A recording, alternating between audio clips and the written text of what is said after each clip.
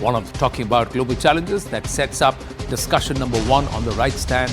And these are comments made by the Maldives president soon after he has inked nearly 20 agreements with Beijing. Have they really now fallen bait and into the PLA CCP debt trap?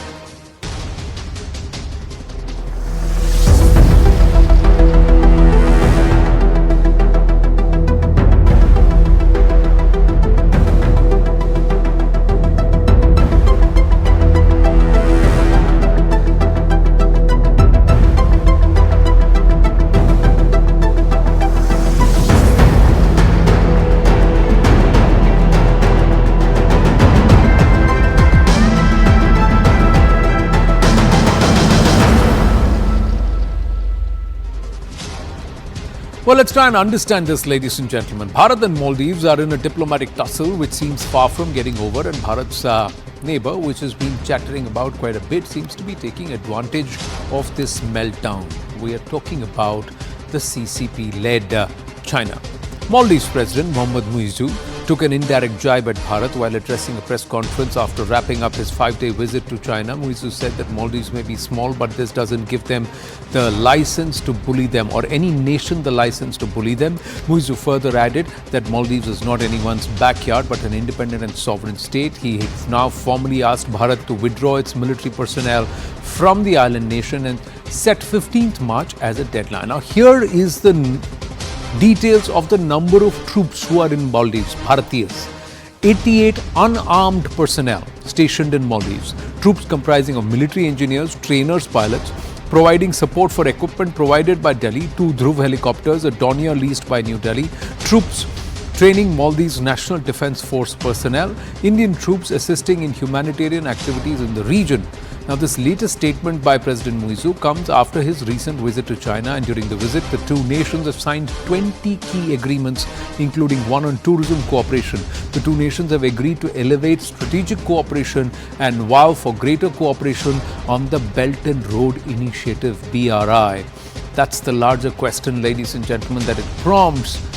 Has Maldives now just become a mere proxy, a vassal state of Beijing? Have they totally fallen into the clutches of China's debt trap, the CCP's debt trap? This is the reason we ask that. Have a look at these numbers. Chinese banks hold over 60% of Maldives' sovereign debt. As many as 10 islands in Maldives have been leased to China, to the PLA. China wants to dock research survey vessel in Maldives. Free trade agreement to be ratified between the two nations, and one only knows other nations how they have suffered with these FTAs with the CCP. Muizzi's election campaign was openly anti-India, pro-China, pro-CCP. How much of a problem is this strategically for Bharat? Should we be really concerned with the CCP amping up its OBOR and BRI initiatives, especially the string of pearls that forms part of its Belt and Road Initiative? Former diplomat Pawan Verma ji is with us. Abhijit Iyer Mitra, Senior Fellow, Institute of Peace and Conflict Studies. Kamru Chaudhary, Political Analyst, with us. Namaste and Jai Hind to everybody. Thank you very much. Pawan Verma ji, starting with you, sir. We have studied this region. We know the compulsions. We know what the dragon wants to do. Many critics believe that Bharat got it wrong with its posture against Maldives. I don't see what posture that India had which could possibly go wrong. I think by and large we have been a good neighbor. And the one thing we must understand is not to overreact to a transient situation. You know, there is an old Chinese saying, since we were talking about China, why do you hate me? I have not helped you. Now, this is a syndrome that often kicks in with a big neighbor and smaller neighbors. So, it's not only with Maldives. We've had tensions in the past with Nepal, for instance. We've had tensions with Sri Lanka.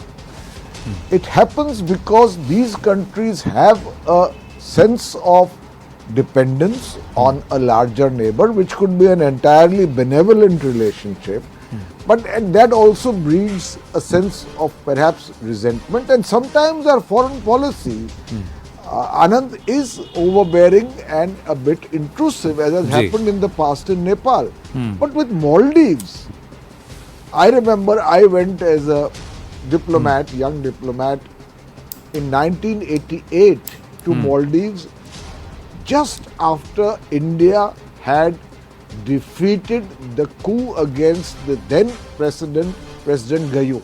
Ji. And it was codenamed Operation Cactus. India came to the rescue of Maldives.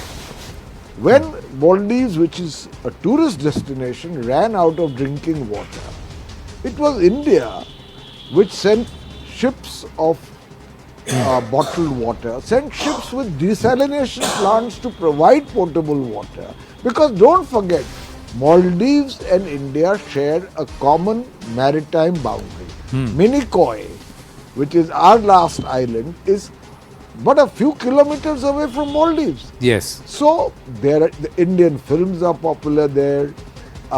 Maldives students study here, and there are major projects in which we are But involved. the Maldivians don't seem to care. Competition with China. They don't seem to care. So I'm coming to that. Just 54% vote share for President Muizzi. Just give me 30 seconds more. No, 30 seconds more. And we are building that sea lane highway connecting 3 islands. We have given much in grant concessional aid to Maldives. Now, here is the situation where a president is elected who comes to power on an anti-India stand. India out. Fine. The first thing we should do is to be firm where they cross the line, like when some ministers called on social media the Prime Minister as a clown. We take a firm stand. We take a firm stand because he's the Prime Minister of our country and people in government cannot abuse or insult him. Right. Secondly, we don't overreact. We wait because the Chinese relationship with Maldives is full of pitfalls. It's called the China syndrome. You mentioned it, 70% of Maldives' external debt is owed to China. It's a familiar scenario across Africa. And even in Pakistan, where the Belt and Road Initiative is unfolding. Right. So the Maldivians already have an opposing force to the current position. The opposition is the tourism industry is.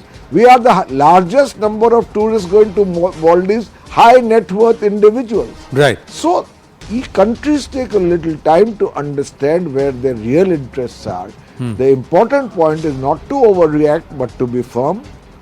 And to allow the situation to play itself out. Well, the situation is playing itself out with to a level where there is a serious strategic concern for